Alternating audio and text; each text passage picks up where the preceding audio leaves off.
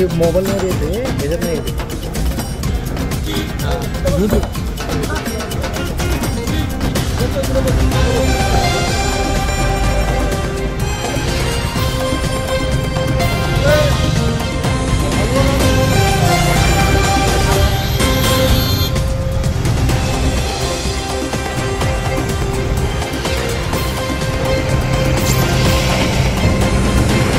खूप जे आहेत ते आपल्या आठवड्यावरती करण्यात आलेले आहेत. आपली काय भूमिका आपण त्या ठिकाणी मांडलेली आहे, कारण फसवणूक झाल्याचा आरोप झाला आहे, अटक पण त्या प्रकरणी झालेली आहे. प्रस्तुतचा गुन्हा हा बघितला तर गुन्ह्याचे जे काही डेट्स आहे आणि जी काही क्रोनॉलॉजी आहे ती 2022-23 पासून सुरू होते. प्राथमिक एक सिव्हिल ट्रान्झॅक्शन आहे, एक जे काही JCB आहे त्याच्या अनुषंगाने झालेला एक व्यवहार आहे. तर तो व्यवहार सेलचा आहे की तो व्यवहार रेंटचा आहे, हा जे काही आहे त्या बाबतीत डिटेल तपास चालू आहे.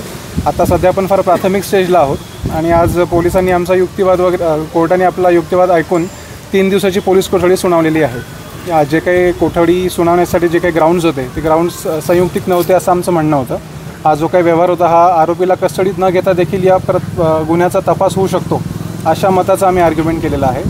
आणि या सगळ्या आर्ग्युमेंटचा विचार करता कोर्टाने आरोपी शशांक हगवणे आणि लता हगवणे यांना 3 दिवसाची पोलीस कोठडी सुनावलेली. आपण त्या ठिकाणी असं म्हटलं की त्यांचं भाडेतत्वावरती JCB असेल इतर मशीन्स असेल ते देण्याचं काम आहे. तर ह्या तसाच होता प्रकार की खरंच त्यांनी विक्री केलेला JCB होता? सिव्हिल ट्रान्झॅक्शन आहे.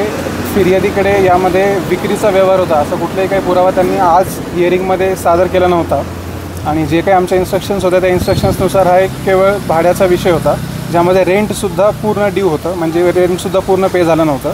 त्यामुळे त्या स्वरूपाचा आम्ही प्राथमिक युक्तिवाद कोर्टापुढे मांडला होता. मे 2024मध्ये जी तक्रार दिलेली होती त्यावेळेला शशांक हगवणेंनी एक जबाब दिला होता आणि त्या जबाबात म्हटलेलं आहे की हे विक्रीच या ठिकाणी करण्यात आलं. तर पोलिसांनी तसा न्यायालयात ते जबाब पण सादर केलेला आहे. त्या चौकशीमध्ये जे काही त्याच्या म्हणजे चौकशीमध्ये जे काही निष्पन्न झालेलं आहे त्याच्या संदर्भात आम्ही इनपुट्स घेऊ आणि त्याबद्दल आमचं डिटेल युक्तिवाद करू. आम्ही ते पेपर्स जे आहे ते आम्हाला अजून ॲक्सेस नाही आहे त्याचा, पण ज्या इन्स्ट्रक्शन्स भेटल्या त्या बेसिसवर आम्ही आज युक्तिवाद केला. करारनामा नेमका कुणाकडे आहे? करारनामा असा कुठलाही नाही असे आमचे इन्स्ट्रक्शन्स आहेत आणि बाकी तपास त्याच्यामध्ये चालू आहे.